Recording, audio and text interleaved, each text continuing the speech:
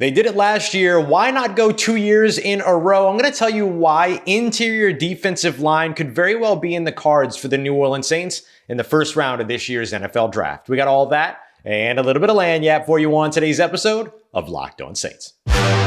You are Locked On Saints, your daily New Orleans Saints podcast. Part of the Locked On Podcast Network, your team every day.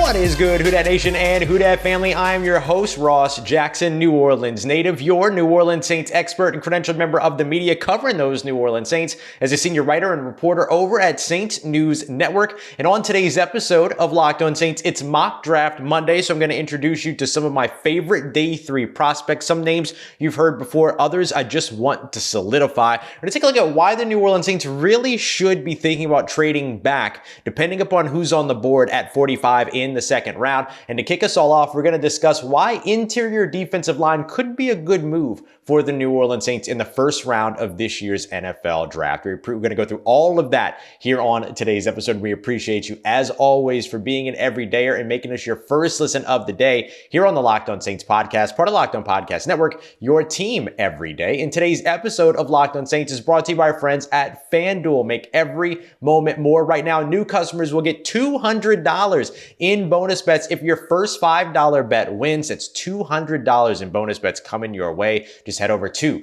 fanduel.com/lockedon to get started. Well, it's Mock Draft Monday, and I think interior defensive line could be a place that the New Orleans Saints decide to dabble. It's not going to be a popular one that you're going to see on mock drafts a lot. Offensive line, edge rusher, wide receiver even could make sense. But as the Saints offensive, or rather not offensive, sorry, but as the Saints offseason continues to progress, more and more opportunities are simply becoming available. And there's a good chance that the best player on the board at 14 might be one of the top 2 defensive tackles and a couple of cornerbacks.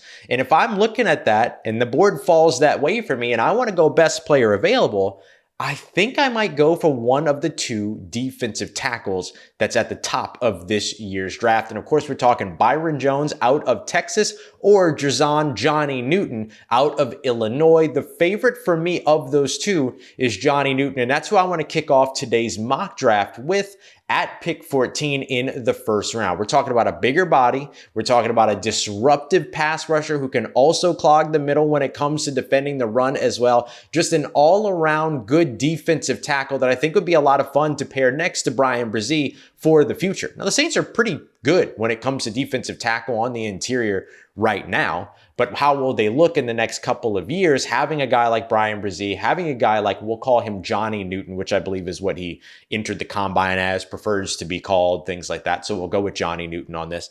But a 15.4% pass rush win rate, that's really, really good from the interior. Total of 28 hurries. He also got 7 hits and 8 sacks last year. Now those are 8 pro football focused sacks, right? Not collegiate sacks. We'll look at that here in just a little bit. But Johnny Newton, somebody that was very, very disruptive during his time over in Illinois and the way that he was able to do this. Now, remember, he was a guy that I thought was going to be a good selection for the Saints last year in the first round, but ended up not coming out. So he ended up going back for another year. So according to the collegiate tracking of sacks, 7.5 sacks. So Pro Football Focus, not far off there. They consider half sacks full sacks. So that's why sometimes those sack numbers get a little weird. But I like Johnny Newton a lot in terms of what he's going to be able to do at the next level. Pro Football Focus highlights his, he highlights his natural flexibility. He highlights his hand usage, his pass rush tools, and his block shedding ability. Fantastic. And then you couple all of that with his athleticism. You couple all of that as well with his production. And it seems like a solid first round selection, kind of reminiscent of Sheldon Rankins, who had the tools, had the production, had the athleticism, everything that you're looking for in these guys, right? So I'm a big fan of where Johnny Newton could potentially come in and contribute for the New Orleans Saints pretty close to immediately. 6'1", 6'2", just over 300 pounds. I like his size a lot better than I like Byron Murphy's size, who comes in at barely 6 foot and under 300 pounds. And I get it. Like, I understand that there are outliers out there.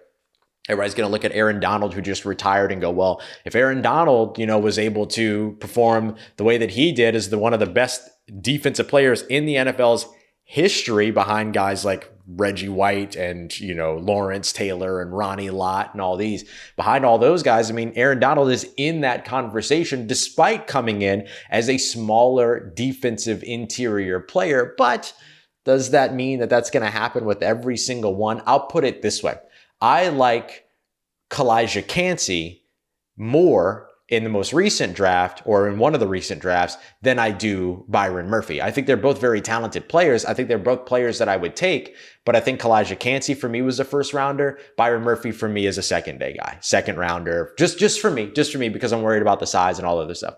And I'm also looking for somebody that's going to be able to come in and pair well with what's already established. If I just needed one guy that was going to be able to do what I needed him to do as a pass rusher, then sure, Byron Murphy would be absolutely in the conversation there. But because I'm looking for somebody to complement the guy that I've already got, Johnny Newton is the one that makes sense.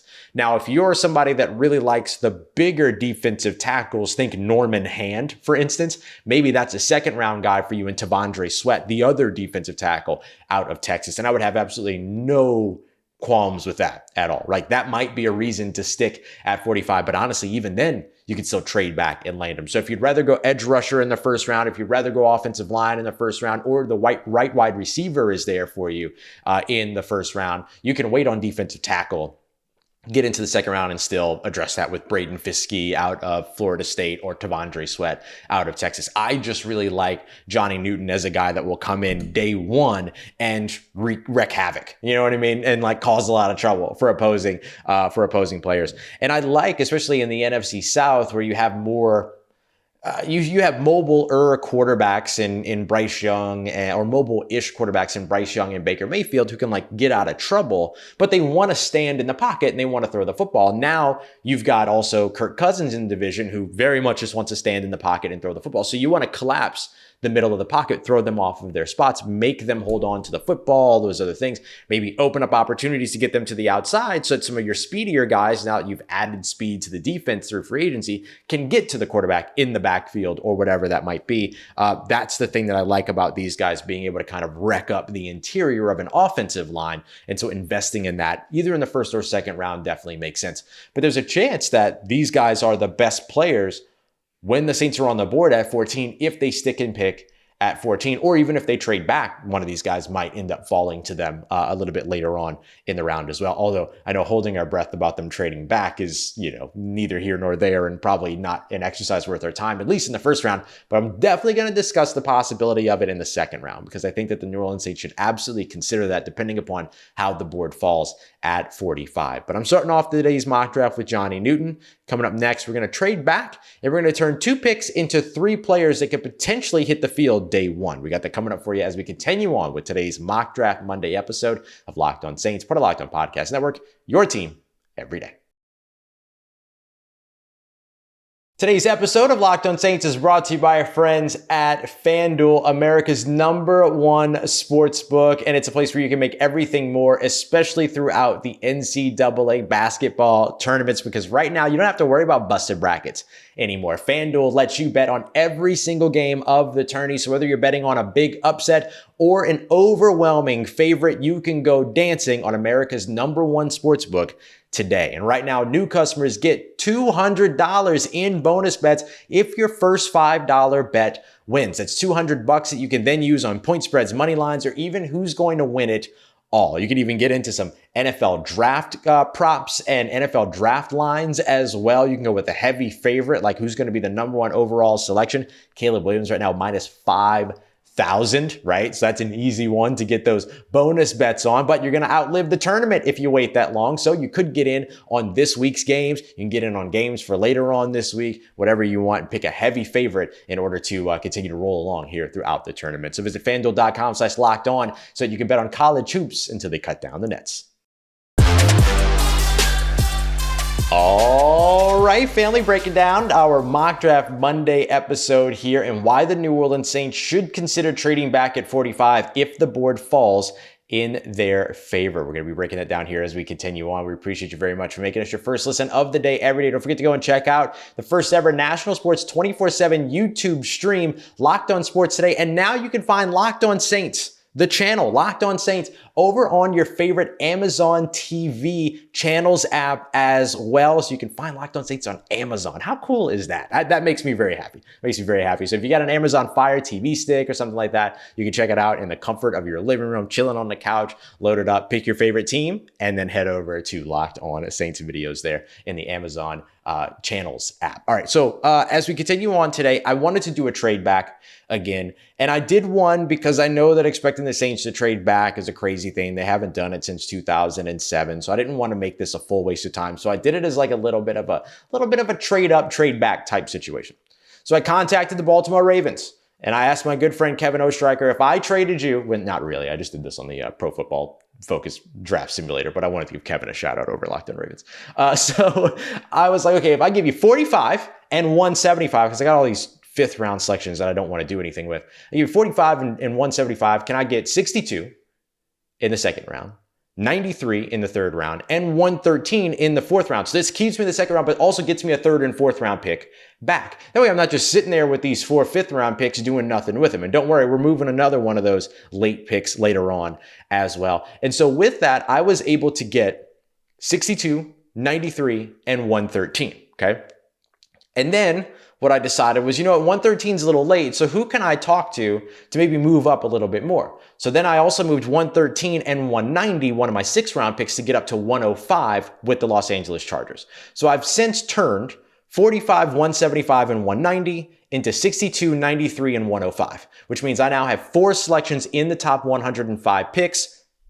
Fantastic. That means I can get 4 day 1 starters, in my opinion, right? Like if I go out there and I find the right players here and I make the right decisions, boom, I will be able to find 4 day 1 starters. So I've already got 1 in Johnny Newton. Let's go get number 2 in Kieran Amageji, the offensive lineman out of Yale. We're talking 6'5", 317 pounds. We're talking about a guy that can play tackle as well as guard. He can move inside and out. Allowed one bust. I'm getting used to my new setup, y'all, and I got my new desk and I just like whacked my elbow on the desk there. Sorry about that. But 1 sack in his career allowed over in Yale. And I know he didn't play the toughest competition and all the other stuff, but he's got the tools that you would expect to see translate. And he's got the tape to tell you that he's worth it as well. And I'm getting him outside the top 50. Don't forget that. This is at pick 63. So I am okay if there's something here that happens where maybe he needs a little bit more time or whatever. But he's got the guard tackle versatility. I can move him around a little bit, bring somebody in that challenges, maybe pushes Trevor Penning. And then if that happens, and I really like the way that Amageji looks in this offense, then boom, I can put him over in guard. Or if he outright wins the left tackle spot, hallelujah. I'm not mad at having a good left tackle that just came out and beat somebody that has been in the system for a couple of years. I'm not mad at that at all. Then a lot of interesting conversations start to happen around Trevor Penning in that case, right? Like, do you hold on to him? Can you get another team to take him? Like, how do you go about that situation? But we'll bridge that gap if we ever get there. But he's somebody that has run a lot of zone run. He's very good in that area of the game as well. He's comfortable in the pass as well as comfortable against the run or blocking for the run. Even though he is a stronger run blocker, he doesn't have a ton of deficiencies as a pass blocker. He's got the fundamentals. He understands, his footwork, his hands, all those other things. So Kieran Amageji, that was an easy selection for me at 63. Then I turned around over at pick 93. Sorry, that was at 62. At pick 93, and I wanted to get myself a wide receiver. Now, I don't know if you saw or not, Nick Underhill over at New Orleans Football reported that the Saints are going to be meeting with Keon Coleman out of Florida State. That's a guy I would trade into the back half of the first round if I needed to go and get. And if I wanted to go that route, I could. But I didn't want to go that route. I wanted to go the trade back route. So I need to find another X receiver. And I know Keon Coleman ran the slowest 40-yard dash. I don't care. I do not care. I could not care less. I will not care less. I shall not care less. Do not ask me to care less. I do not care. And do not ask me to care more, because I will not. I'm not worried about it. Keon Coleman's 40 times. You see him run the gauntlet? You see his MPHs? I ain't worried about his seconds running in a straight line. I want to see what he looks like at his play speed. And Keon Coleman looked just fine when it came to his play speed. Another guy that looks just fine when it comes to play speed is USC wide receiver Brenden Rice. Yeah, let me go ahead and roll the dice on Jerry Rice's son. Please ask again. Happily. No problem at all. Does really well against man coverage, getting away from that, has a fantastic release package, understands the nuances of running routes, has a great set of hand moves as well off the line of scrimmage. These are all things that you would expect when your dad is Jerry Rice. He's got a head start on everybody. He's been learning how to run a route and how to release off the line of scrimmage probably before he was walking and everything, right? So I'm totally fine with this. 6'2", 6'3", 200 plus pounds. He can go up and get it if you want him to as well. He's not the most dynamic guy, but that's okay. I don't need him to be. I've got dynamic guys. I've got Chris Olave. I've got Rashid Shaheed. I've got dynamic guys already. I'm good. I'm cool. And I can find more dynamic guys if I want to.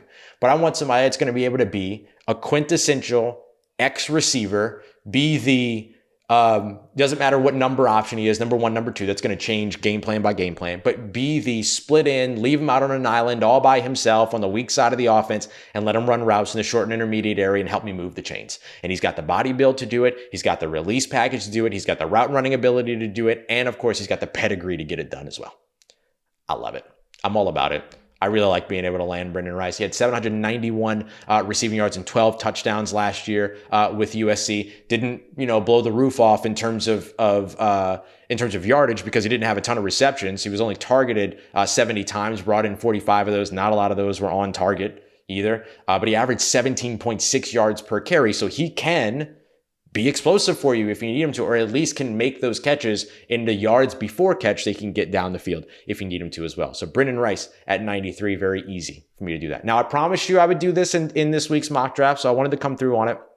I traded that new 113 as well as one of my 6th round picks, 190, so I could move up a few spots and get to 105 because I wanted to draft Missouri cornerback Chris Abrams-Drain. So this is somebody that I like a lot. He's going to be a nickel corner at the next level. I need nickel depth if I'm the New Orleans Saints. I've got Ugo Amadi, thankfully, was able to get him to come back, all about that. Getting Jonathan Abram to come back was all about that as well. This is a guy that I introduced you to in Friday's episode at the very end of the show and kind of talked a little bit about, but he's a little bit undersized, 5'11", 5'10", 178 pounds, so he's got to bulk up. But if I can get him to 185, I'm feeling better. I'm feeling better at that point anyway. He's a dog in the nickel. And even if he doesn't play here in 2024, I can get him to 2025, 2026, and then figure out what's going to happen at that point. I have no problem doing that, right? Like keep bolstering this secondary. And maybe, just maybe, there's a situation where he ends up going out there week 1, day 1 of this year's draft or this year's season. And if that's the case, I would trust him to be able to do that. There would be growing pains, but played in the SEC, played against top level competition, played for a Missouri defense that was massively slept on all season. He was a big part of it. Chris Abrams-Drain, easy selection for me at now 105. All right, I'm done trading. Now I'm going to stick and pick with the rest of my day 3 selections. I got 5 of them left, and we're just going to go with some of my favorite prospects. Let me plant my flag on these day 3 guys that I really, really like. We got that coming up for you as we continue on and wrap up today's episode of Locked On Saints, part of Locked On Podcast Network, your team every day.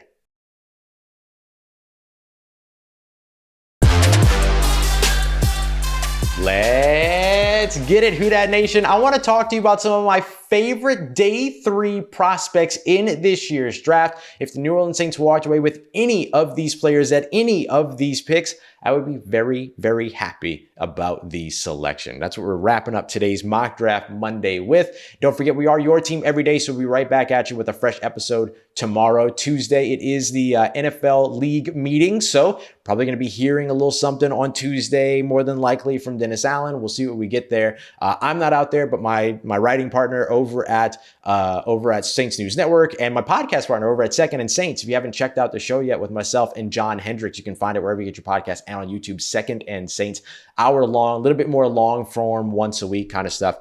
He's out there, so we'll be getting some information from him as we go along. That'll probably be more so in Wednesday's episode. Tomorrow we'll be looking at, where did the Saints go next in free agency. All right, so I just want to plant my flag on my favorite day 3 prospects here. That's what the rest of this is about. So after all the trades that I've done, these are the original day 3 picks that I'm left with. 150 in the 5th round, 168 in the 5th round, 170 in the 5th round. I could probably package 168, 170, see if I can get up a little bit higher, but it's fine. This is just giving me an opportunity to highlight some more players.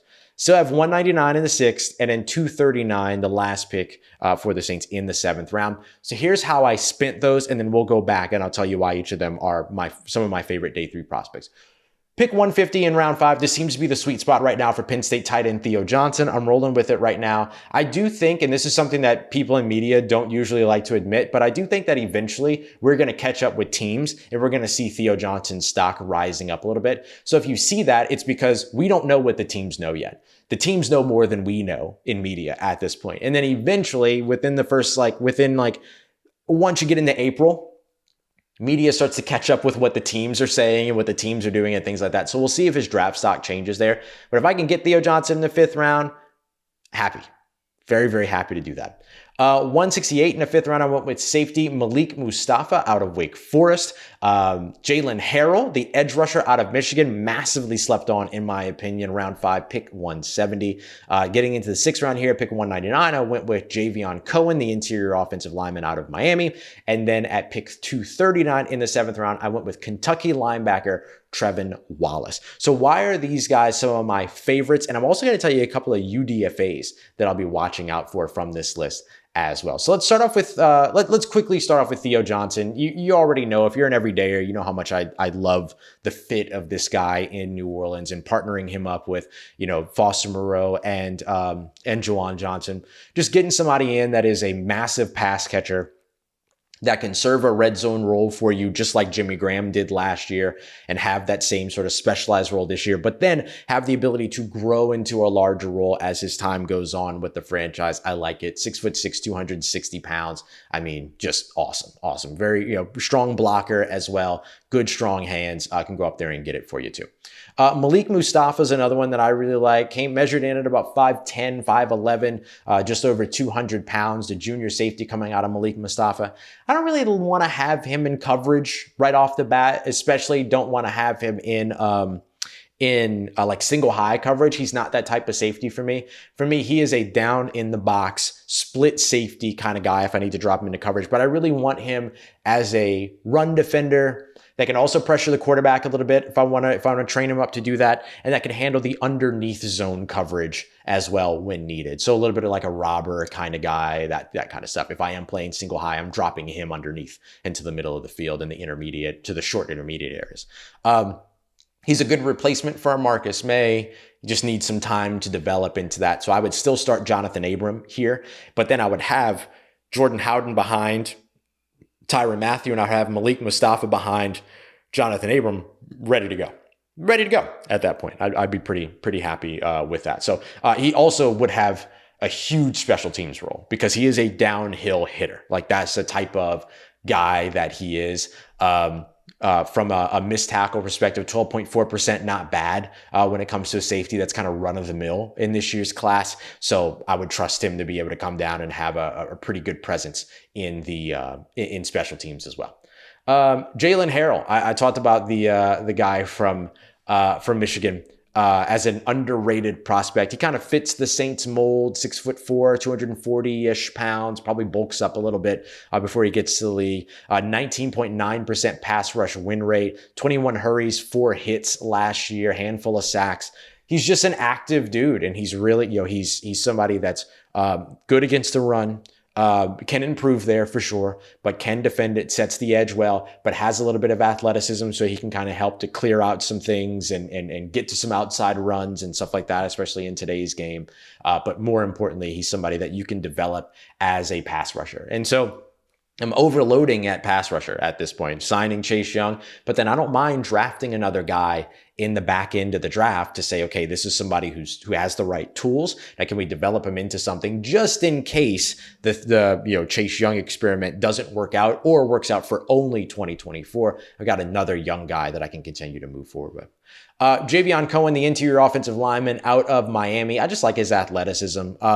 You look at his numbers, they're modest. He allowed a sack last year, no sacks the 2 years before that, allowed a total of 10 hurries last year, allowed 28 hurries in one season back in 2021. So he's had ups and downs and everything like that, but he's gotten progressively better each year in terms of total pressures allowed, how many games he played and all that. 2022 was really his really good year, allowed a total of only 6 pressures that season, according to Pro Football Focus. But, I like his ability to just be a left guard that could potentially plug in. And then I have another interior offensive lineman to compete with Nick Saldiveri for some positioning and things like that. I don't know if you're going to be able to bring Max Garcia back or if they're going to look to bring Max Garcia back. So a guy like this absolutely helps you out there, while a guy like Kieran Amageji is competing for a starting role. Javion Cohen comes in and helps you out from a depth perspective. And then finally, last guy that I wanted to discuss here before we get to some UDFAs, because I'm already that deep in my bag this year. I'm already looking at young drafted free agents. Let's get it. Trevin Wallace, out of University of Kentucky, measures in at just over 6 foot, 240 pounds. So size, he's got height, weight, speed, product is exactly like what this guy is. He's got pretty good running speed as well. I think he measured in the 4.5s, if I remember correctly, in terms of his 40. So quick guy who can really kind of get sideline to sideline for you. I think I'm more so drafting him though as a special teamer, right? Like he's not the biggest processor, like quick processor. Think Stephon Anthony, for instance. But in the 7th round, you roll the dice on a Stephon Anthony, right? So that's the way that I look at a Trevin Coleman. A couple of guys that I'm looking at as undrafted free agents, the potential for Trey Taylor, the Air Force safety, who you've heard me talk about before, somebody that the Saints have met with already. He was the Jim Thorpe Award winner last year. If I could, I would also like swap him and Trevin Coleman. I would take Trey Taylor in the 7th round, the 6th round, anytime, no problem at all. And then, maybe grab Trevin Wallace as a UDFA, for instance. Totally fine with all that. But Trey Taylor, somebody that can play down in the box, can play deep, all those things. Evan Anderson, defensive tackle out of Florida Atlantic University. Goodness gracious, man. This is a big dude that gets a lot of work done.